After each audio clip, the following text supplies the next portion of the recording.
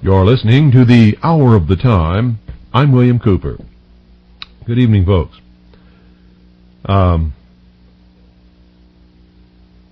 Last night, remember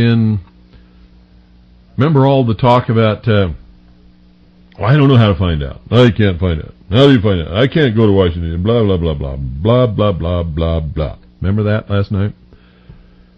Within 20 minutes of the close of the broadcast last night, I knew everything there was to know about Independence Hall, including its United Nations status.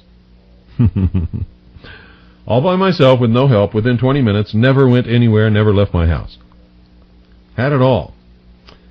And can document it officially with no problem whatsoever. So, for all you sheeple out there who think that's impossible, you know, I think you need to go back and take biology class again, human biology, because that thing you've been sitting on that resulted in your squashed brain is really your head, not your butt. And if you learn the proper anatomy, you'll learn where to sit so that your brain doesn't get squashed, so that you don't end up handicapped like that. Come on, people, get real.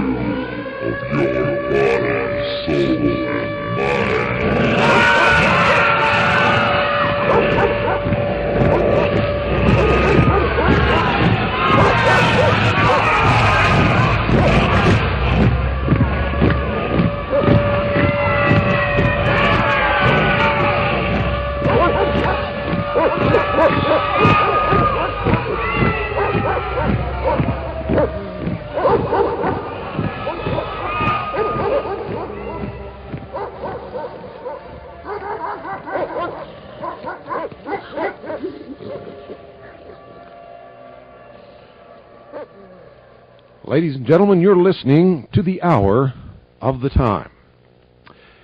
And let me tell you right now, if you don't have a background in the subject that you're going to hear tonight, you're not even going to know what this is all about. You're not going to understand it. Whatever conclusions you come to are going to be wrong. If you haven't been listening to this broadcast for at least 3 years, you're not even going to begin to get the point of this broadcast, so don't write me any silly letters saying that you don't understand. I'm telling you right now, you're not going to understand. This is for the people who've got it together, who've been studying, who've been listening, who've been reading on their own. Don't go away. I'll be right back. Due to the length of the subject tonight, there will be no commercials. Tomorrow night, however, will be one long hour commercial because by popular demand, I'm going to rerun Stephen Jacobson's tape, Wake Up America, about money. And if you've never heard it in your life, you've got to listen to it. It is the best ever done on the subject of money. I couldn't even come close to it. So don't miss tomorrow night. And beginning Monday night, we will read to you the deathbed deposition of an FBI agent who wanted to face his God under some better circumstances, and he bears it all. So, ladies and gentlemen, it is imperative that you listen closely tonight if you have the background of study that will enable you to understand what this broadcast is all about. If not, sit back and listen. You might get a glimmer, but believe me, you're not going to know.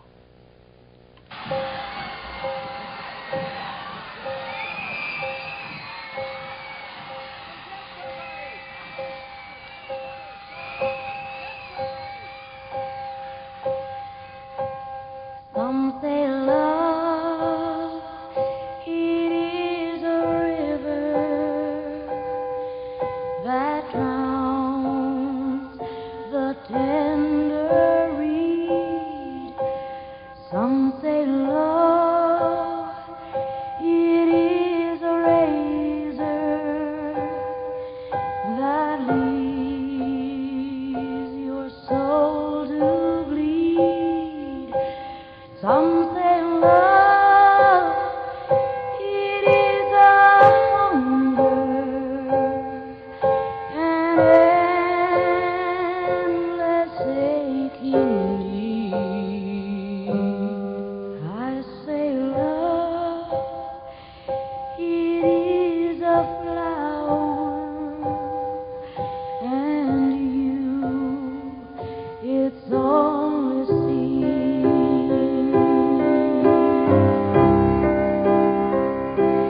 It's the heart afraid of breaking that never learns to dance. It's the dream afraid of waking that never takes the chance. It's the one who won't be taken, who cannot seem to hear, and the soul afraid of dying that never learns to live.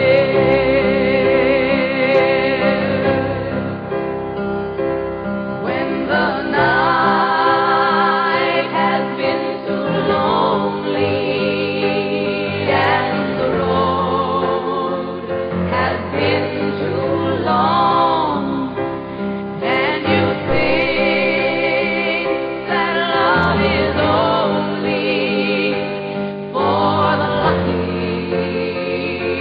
and the strong, just remember in the winter, far beneath the bitter snow, lies the seed that with the sun's love in the spring becomes the rose.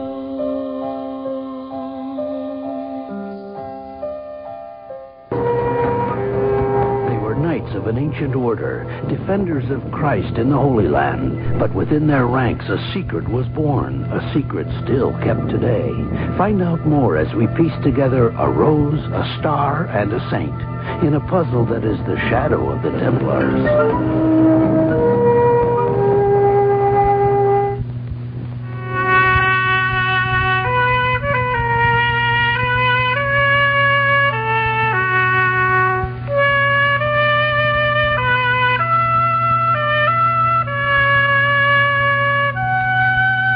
The Templars, warrior monks of a religious military order who fought for Christ in the 12th and 13th centuries, who died for Christ, and yet who at the last were accused of many crimes, of denying Christ, of trampling and spitting on the cross. Their story is inextricably entwined in the history of this place and of the mystery which broke into the 20th century across the plain at Rennes-le-Château. For me, the beginning was the story of a man who lies buried here in the French Pyrenean village of Rennes-le-Château.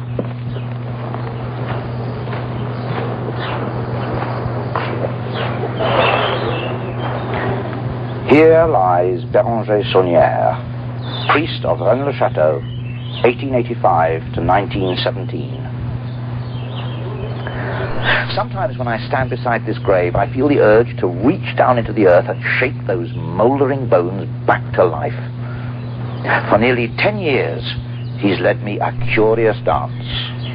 I've chased many a false lead, leapt to many a deceptive conclusion, been blinded by ingenious smoke screens, by clues strewn by him and others before him to conceal one astonishing and simple truth.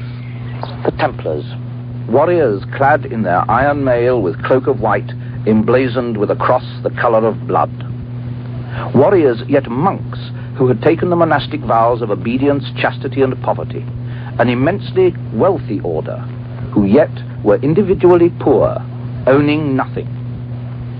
One of their seals symbolizes their communal brotherhood, an order of fighting monks, sworn like other brotherhoods of knights, like the pilgrims, like the crusading noblemen, to wrest the Holy Land from the Muslim unbelievers who, in the eyes of Christendom, were desecrating the places holy to Jesus, to the faith of Europe. The earliest mention of their name appears to be here in the Chronicle of William of Tyre, written in 1160. He tells us that the poor Knights of Christ and the Temple of Solomon were founded in 1118 by Hugh of Payance. Hugh, with 8 companions, banded together with the idea that, as far as their strength permitted, they should keep the roads and highways of the Holy Land safe, with especial regard for the protection of pilgrims. 9 men undertaking the seemingly impossible task of policing the wild and perilous pathways of the desert. Only 9 men to protect the thousands of pilgrims and crusaders swarming into Palestine in those uncertain and dangerous times. With this plan, we are told, they presented themselves to the King of Jerusalem. He seems to have found their objective a worthy one, and placed at their disposal an entire wing of the royal palace, which stood on the foundations of the old temple. Hence the name Templars. Part of their home still stands. It is the women's wing of the Al-Aqsa Mosque, here on the Temple Mount. Within a short space of time, the king vacated the palace entirely, leaving it in the control of the poor knights. For 9 years, William tells us, the 9 poor knights pursued their objectives, admitting no new members to their order. There is, however, a total silence on what their activities actually were during those 9 years. Word of the Milice du Christ, the soldiers of Christ, spread back to Europe, and in 1128 the Templars were officially recognized as a religious military order. No secular authority, no ecclesiastical power would hold sway over them. They were a power unto themselves, autonomous, owing allegiance to neither kings nor prelates, answerable only to the Pope himself. From strongholds outside Jerusalem, they strengthened their grip on the Holy Land. There was a certain glamour to these iron monks, enduring in the name of Christ the burning heat of the desert. In the 2 decades which followed, younger sons of noble families flocked to enroll in the Templars' ranks. Vast donations in goods, money, and land were made from every quarter of Christendom, and within 12 months of their incorporation, the order held huge estates all over Europe, and in 1147, the Templars embarked on the Second Crusade. The reputation they established in battle was one of zeal, tinged with an almost insane foolhardiness. Foolhardy they may have seemed, but their rule forbade them to sue for ransom, or even to retreat, unless the odds were more than 3 to 1. Jerusalem was their home, stronghold of the armies of Christendom, and here the Templar knighthood flourished.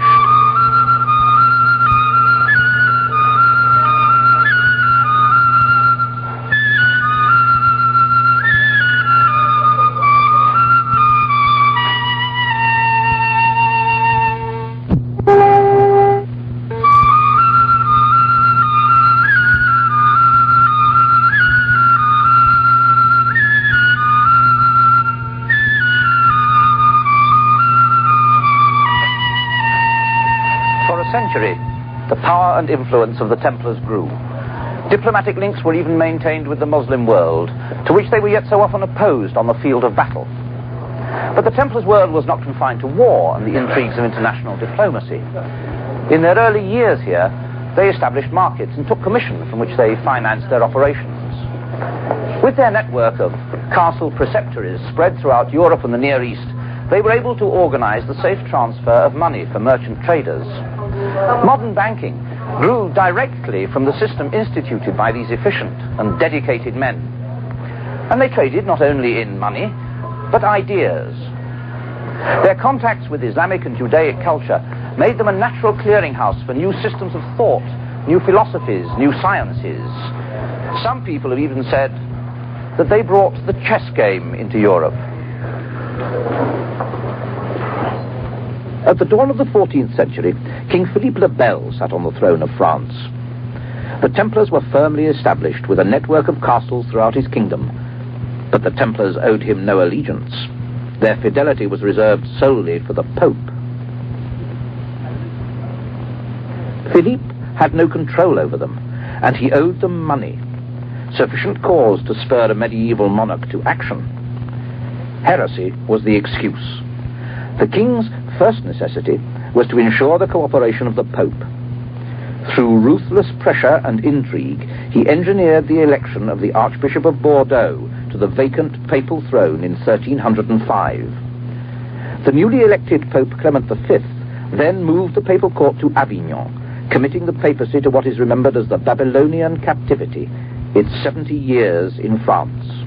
With the Pope in his pocket, Philippe exacted his payment for the gift of his influence, and that payment included the suppression of the Templars. At dawn on Friday the 13th of October, 1307, the Templars throughout France were arrested. Although Philippe's objective of total surprise seems to have been achieved, his prime target, the Order's wealth, was never found, and what became of the Templars' treasure has remained a mystery. In France, the Templars were tried, and many were put to the torture. Strange confessions and even stranger accusations were made. Grim rumors began to spread. The Templars worshipped a devil called Baphomet. At their secret ceremonies, they prostrated themselves before a head which spoke to them and gave them some inexplicable power. Outsiders who chanced to witness their rites disappeared, never to be seen again. And they were accused of other things too, of teaching women how to abort, of sodomy. But most bizarre of all the charges to be leveled against these soldiers of Christ, who had fought and laid down their lives so valiantly in Christ's name and in his service, they were accused of denying Christ and trampling on the cross. Their treatment was without mercy. All were imprisoned, many were burned, and in a papal bull of 1312, the entire order was officially dissolved. But how did these knights, sworn to poverty, become the wealthiest and most powerful institution in Christendom? How did these dedicated soldiers of the faith come to incur the terrible charges of blasphemy and heresy which were leveled against them?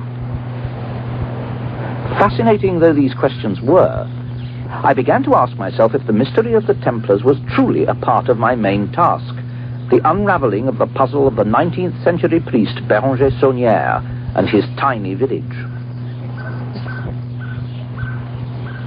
I felt that the Templars had to be left to one side, unless I could find something more tangible to link their presence here with the fabric of the local story.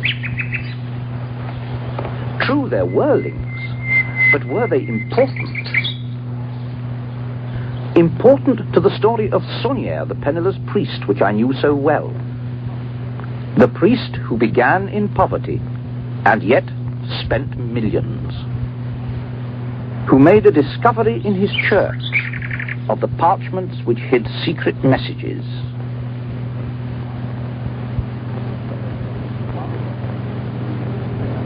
One speaking of a treasure belonging to Dagobert and to Zion.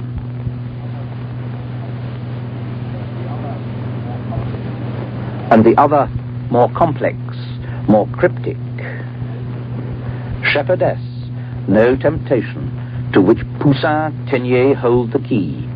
Peace, 681. By the cross and this horse of God, I complete this demon guardian at midday. Blue apples. The message which led Saunière to the painting by Poussin of the supposedly imaginary tomb which yet exists in the countryside nearby.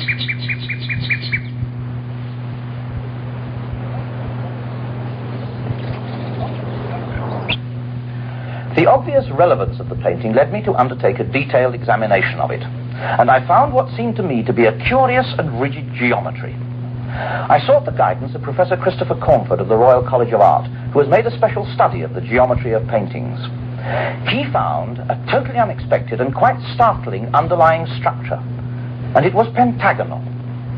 The pentagon is formed by overlapping regular triangles, whose angles are 36 degrees, 72 degrees, and 72 degrees, a five-pointed star. Professor Cornford suggested that if Poussin was saying anything, it was that pentagons and the angles of a pentagon were important. Perhaps I should look for them in association with Rennes-le-Château. Remember now that first hint in the parchments that the treasure belongs to Dagobert and to Zion. Now Zion is Jerusalem, where the story of the Templars seems to begin. And Dagobert was one of the last kings of the Merovingian Franks. The Merovingians were not anointed kings, but kings by virtue of their blood, which was believed to have some magical, even divine attribute or quality. They were called the long-haired kings, and like Samson, their power was supposedly vested in their hair, which they could never cut. According to legend, they were identified by a distinctive birthmark, a rose-red cross.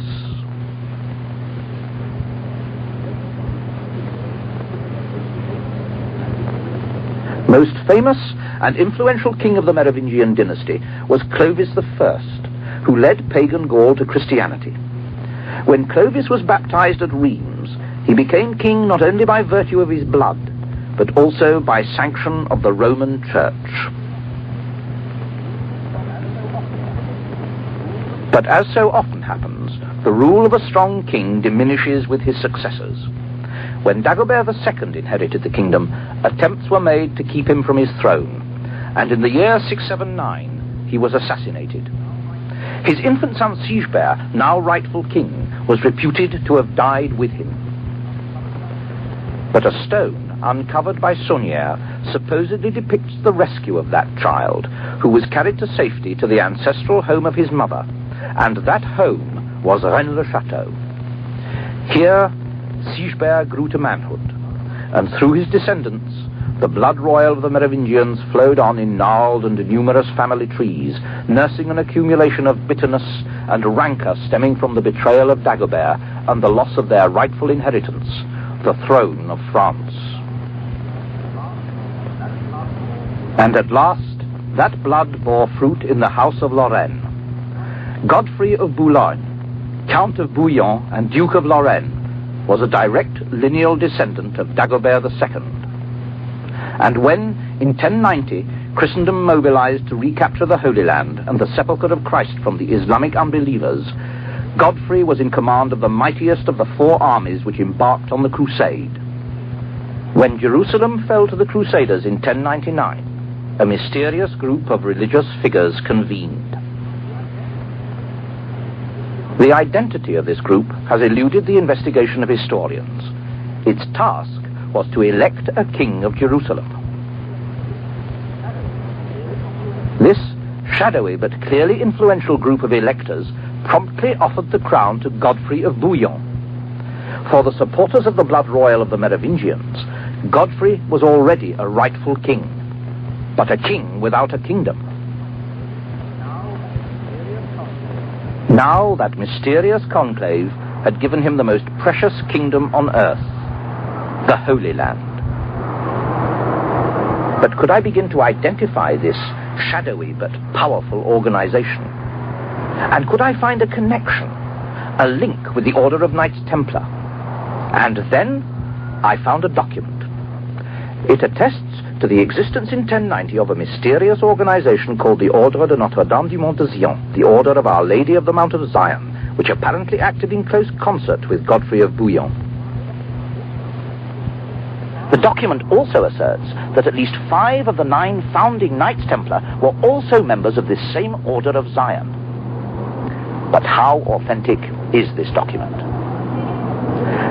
History seems to make no reference to any Order of Our Lady of Zion. At first glance, the document may well seem spurious. But the deeper one probes into the obscured recesses of history, the greater the weight of circumstantial evidence that emerges. The Templars.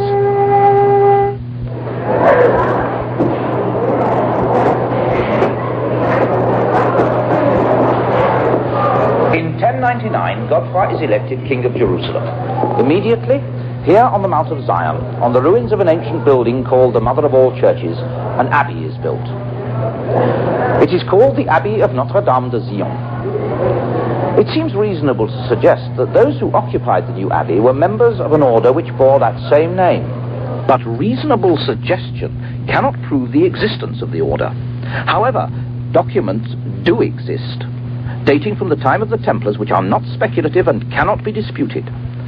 One refers explicitly to the Abbot of Notre-Dame de Zion, and another cites the order in an elaborate transfer of abbeys and church lands. It is clear, then, that we are not discussing some fictional organization, but one which had an actual and documented existence. But what were its objectives? And why did it remain so carefully in the background? And what can be made of its links with the Knights Templar? Let us look again briefly at the early known history of the Templars, but now with this new knowledge held as a backdrop to the picture. The Priory's document insists that 5 of the 9 founding Templars were members of Notre-Dame de Zion, already established in Jerusalem for more than a decade. If I am right, Zion was the shadowy religious group behind the election of the King of Jerusalem. Perhaps I should look to the Church for a figure known to be associated with the Templars and who could provide the link. One figure immediately emerges from the shadows. The dominant Christian voice of his age was Bernard of Clairvaux of the Cistercian order. The Cistercian monks were the purely monastic, non-military equivalent of the fighting Templar monks. Bernard drew up the rule by which the Templars were to live. Could he also have been concerned with the mystery surrounding the Order of Zion and their hidden involvement in the founding of the Templars, their offspring order?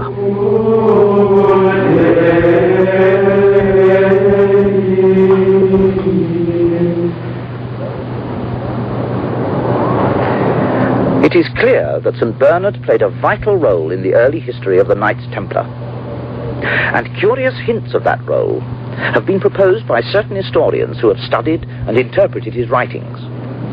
One such hint relates to the time of the Templars' return to France after their early years in Jerusalem. The work has been accomplished with our help, and the knights have been sent under the protection of the Comte de Champagne, where all precautions can be taken against interference by public or ecclesiastical authorities, where one can best make sure of a secret, a watch, a hiding place. No interference from public or ecclesiastical authorities, and a search for a hiding place. Could the Templars have been sent to the Holy Land to bring something back from Jerusalem? Something which St. Bernard was privy to, something which had to be protected, hidden away. Could this explain why the king vacated the palace and handed it over to the Knights Templar, and the silence of the records concerning their activities during those first 9 years? We must remember that at the end of their history, the Templars kept inviolate the secret of the whereabouts of their treasure. What precious thing might have been in their possession? So precious that not even torture could wring a hint of it from their lips. And where could have been the resting place of their secret, their watch, their hiding place?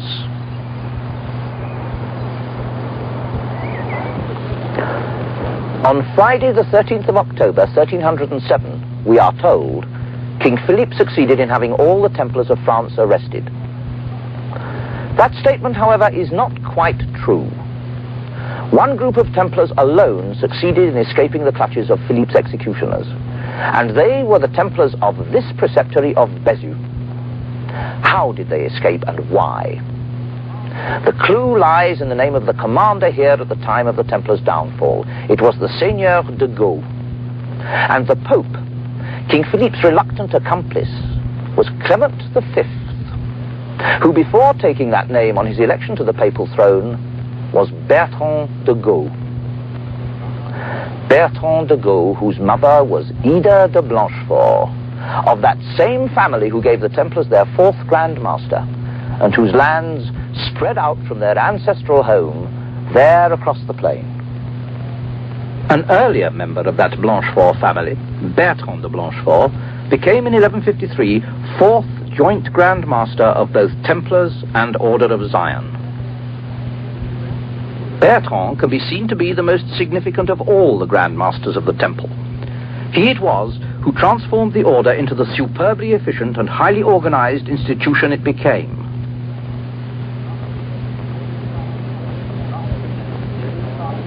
Thus, with their mysterious task accomplished in their early years, and under the influence of St. Bernard, the power of the Temple grew. By 1187, both the Templars and their parent Order of Zion were well established.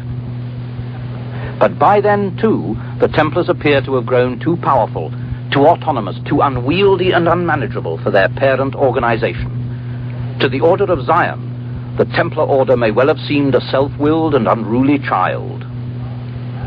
In 1187, the Grand Master of the Temple, Gerard de Riedefort, led his knights into a rash, impetuous, ill-conceived and disastrous battle outside Jerusalem, and the Holy City was lost. The documents of the Order of Zion refer to this action as treachery. And in the following year, 1188, the records refer to a separation between the two orders.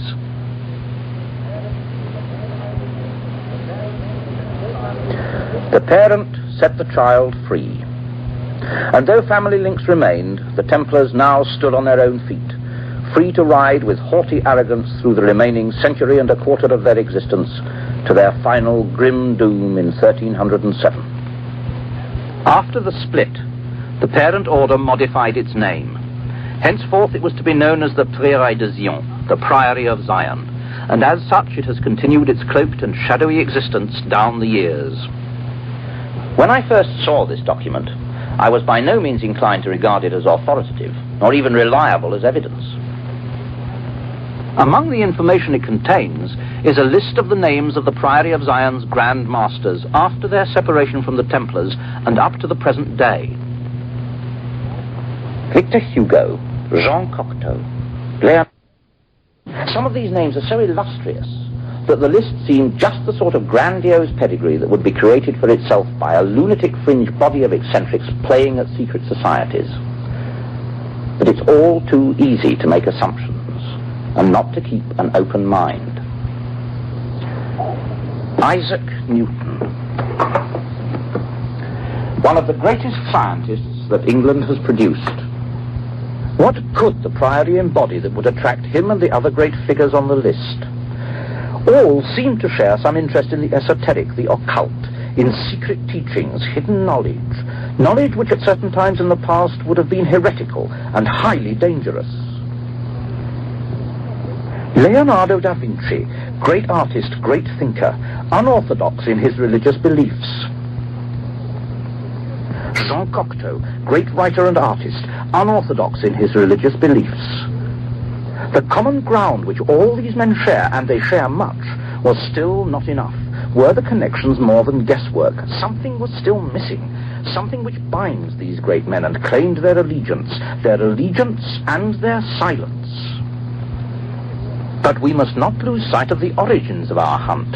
Saunière, the obscure parish priest, and a remote mountain hamlet. Here, in his church, he found the clues which led to his treasure. Could I perhaps find traces of the Priory of Zion here at the heart of the mystery?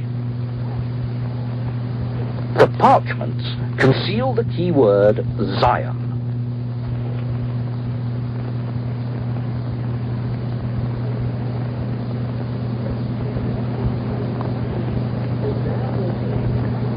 They bear also the initials PS.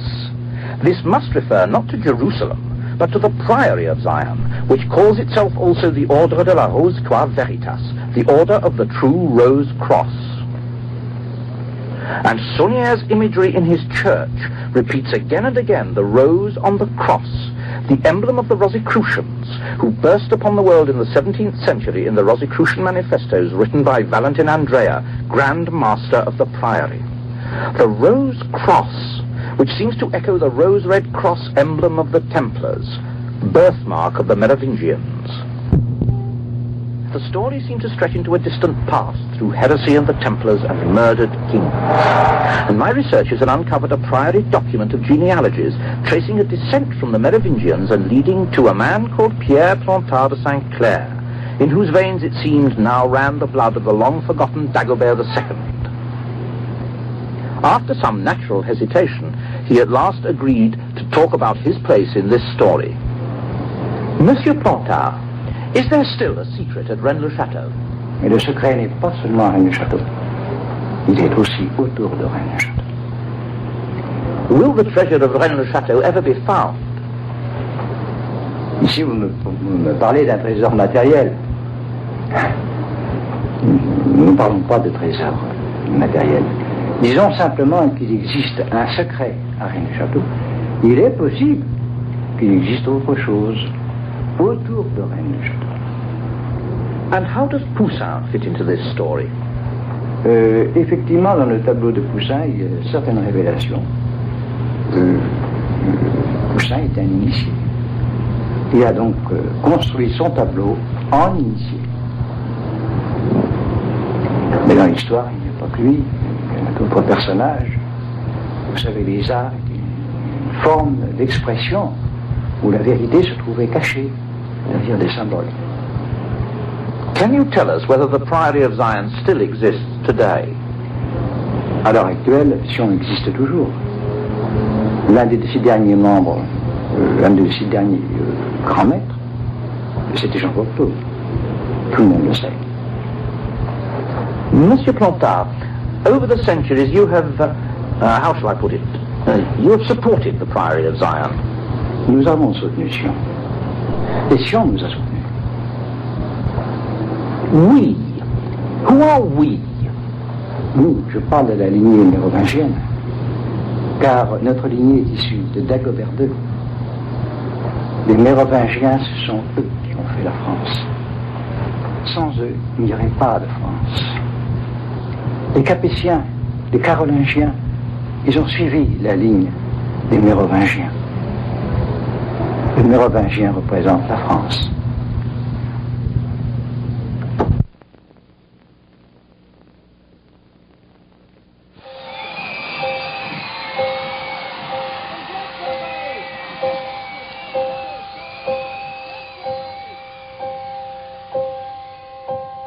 Some say love, it is a river that drowns the tender reed. Some say love, it is a razor that leaves your soul to bleed. Some say love, it is a hunger and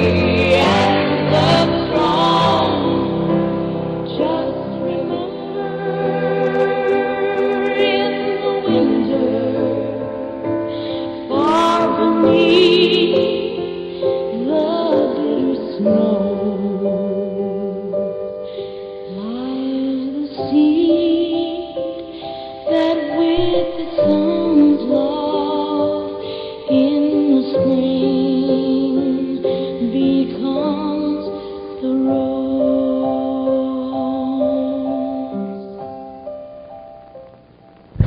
But is this story really nothing more than an elaborate cloak of mystification to cover a futile attempt to restore a long-forgotten dynasty of French kings?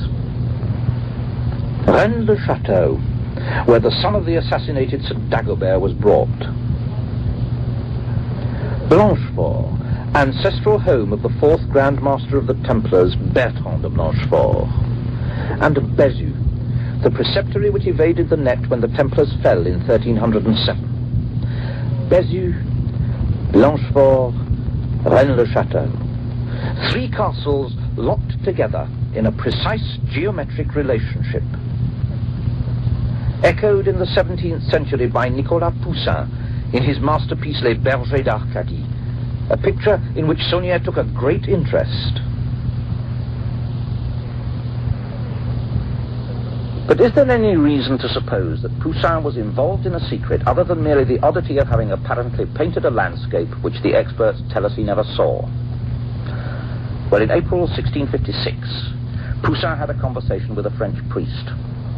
The priest wrote to his brother about that conversation, and historians have long been aware of that letter, which speaks of a secret that Poussin had, which kings would have pains to draw from him.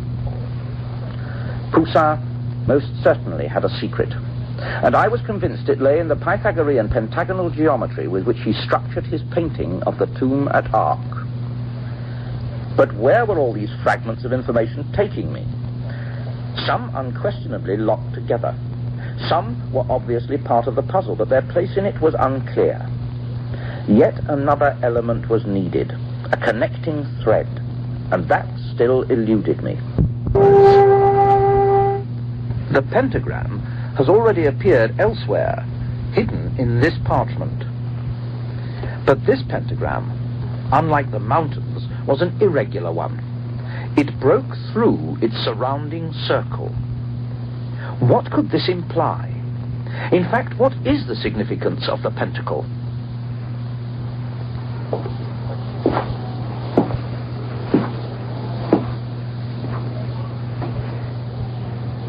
The magician uses a pentacle enclosed within a circle for conjuration.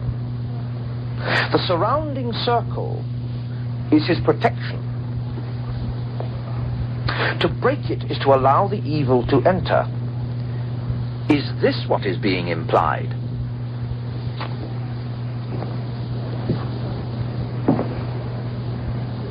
I think not. Certainly it's a possibility, but the pentacle is not only a symbol of black magic, of evil. The shape seemed to be assuming an unexpected significance in my research into the history of the Priory of Zion. It kept nagging at me, and when I talked to Monsieur Plantard, I asked him about the geometry I had found and what significance he saw in the stressing of the pentacle. The geometry is pentagonal, isn't it? Je ne peux pas vous répondre à ça.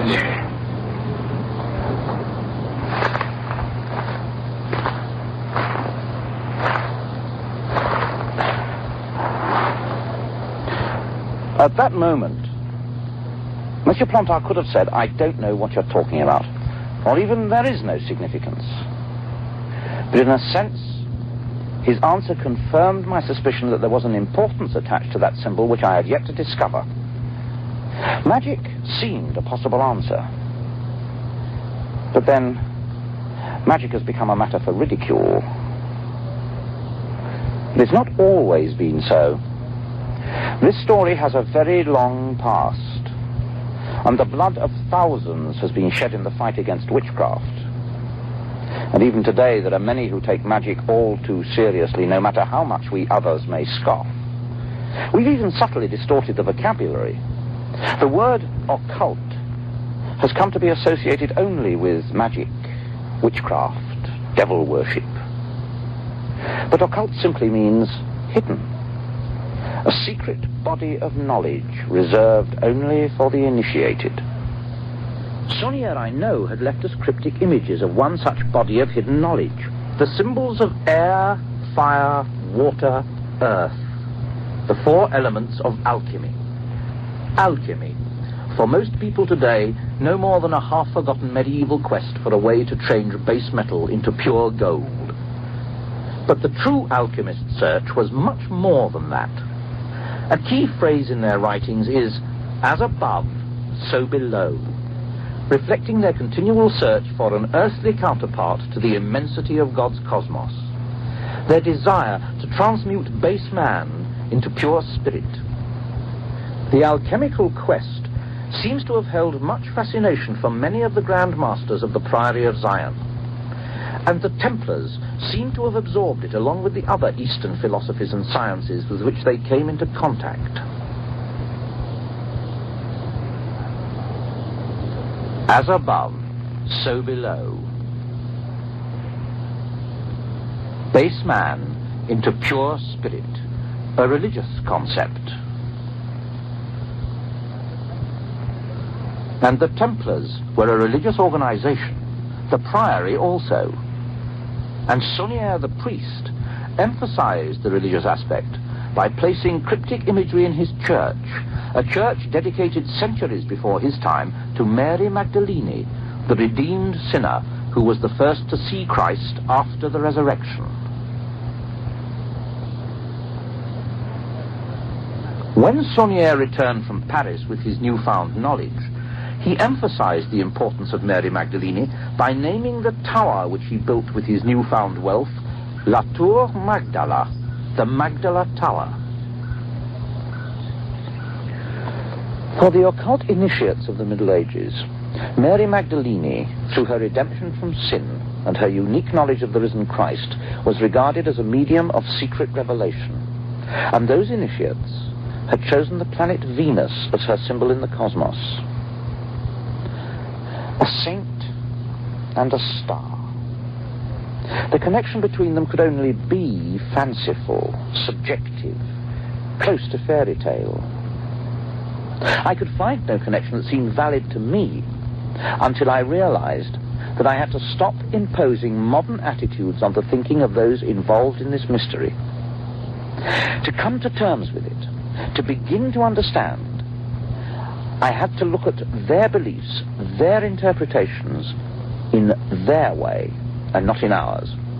If we are to find a significance in Venus, then we must look at the planet as they did. And in the thinking of those who created this mystery, there was some connection between the pentacle at Rennes-le-Château, Mary Magdalene, and Venus. But how did the medieval mind view the universe? As soon as I began to work along those lines, I found exciting new answers to old questions stemming from the ancient belief that the Earth, and not the Sun, was the center of the universe. Each planet has its own pattern of movement around the Sun when seen from the Earth, and for medieval astrologers, those differing movements allowed them to draw geometric shapes based on the positions of the planets when they are aligned with the Sun. For example, Mercury in its orbit is aligned 3 times with the Sun, and the pattern formed by these conjunctions is an irregular triangle. Each planet makes a different number of alignments, each forms its own irregular pattern. Only one planet forms a precise and regular geometric pattern in the sky, and that planet is Venus, the heavenly representation of the earthly Mary Magdalene.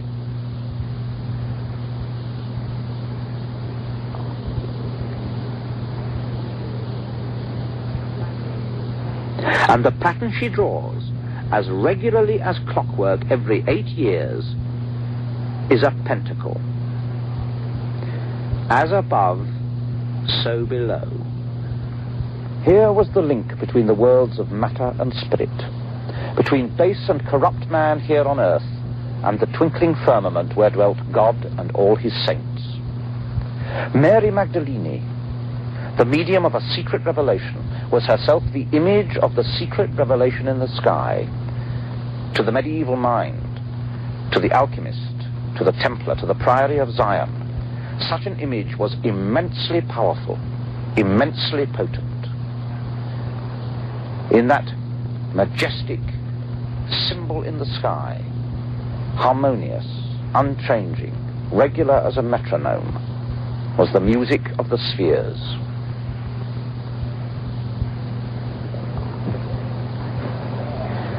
"10 years ago, I asked the question, did Béranger Saunière really find a treasure?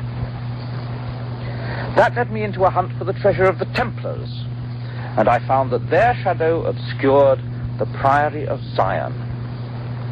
10 years of research into the obscure byways of history, 10 years of discoveries and false leads, of excitement and irrelevancies. But always there were the Templars, the Priory, Rennes-le-Château, and Saunière's immense wealth. Did he really find some long-forgotten hoard of gold? On balance, I think not.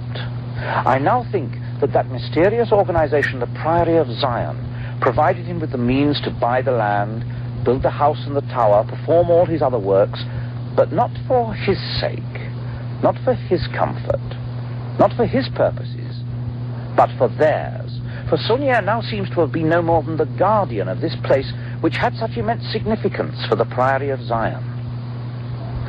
The real treasure of Rennes-le-Château is not one of gold and jewels. The real treasure is a secret, the Pentacle, a secret which held immense potency in the past and which for some people still holds that potency today. Shape, I am told, has a property. In other words, certain shapes do certain things. Can a pentacle really do something? I don't know. Perhaps in some ways I don't want to know. I discovered it, so I can't ignore it. All these illustrious people of the past, Poussin, Leonardo, Newton, all of them over the centuries have been involved in this story. Were they really intent on restoring the deposed Merovingian blood? What can there be so special about this royal bloodline that can ensure centuries of loyalty? Still, something seems to be missing. And only the Priory of Zion can answer all the questions which seem to increase even as the discoveries are made. The Priory of Zion. Does it still exist? Is it really still alive? Still a force to be reckoned with? Certainly it existed in the past, and it has been powerful, and it has been associated with a pentacle and a royal dynasty. If the Priory of Zion still exists, and Monsieur Plantard insists that it does, then the latest name on their list of Grand Masters is Jean Cocteau. Was he really involved in all this? After 10 years of research, I no longer wonder. I can only observe and record. And I have one more thing to show you. Something which brings me to London. Not to the Templars Church, but to a church little more than a mile away, just behind Leicester Square. The Church of Notre-Dame de France.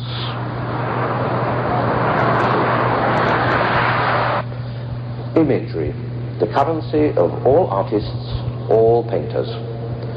Here we are in a church dedicated to Notre Dame.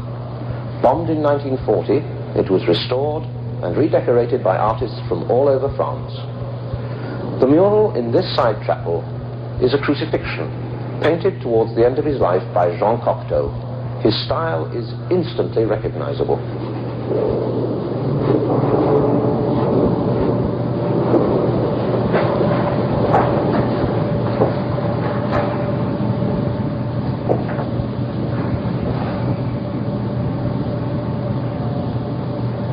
One of the clearest, the most recurrent images in our story has been the rose upon the cross.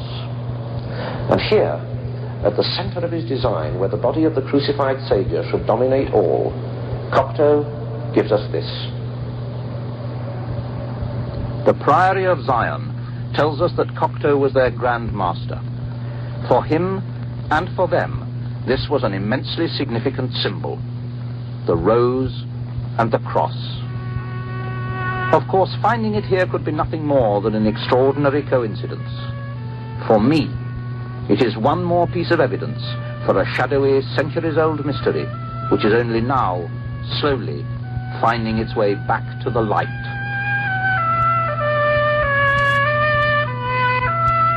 Now you can own Ancient Mysteries, The Shadow of the Templars on videocassette for only $24.95 plus shipping and handling. Call 1-800-423-1212 to order The Shadow of the Templars. Let me give you the translations of this man. First of all, the first answer was, there is a...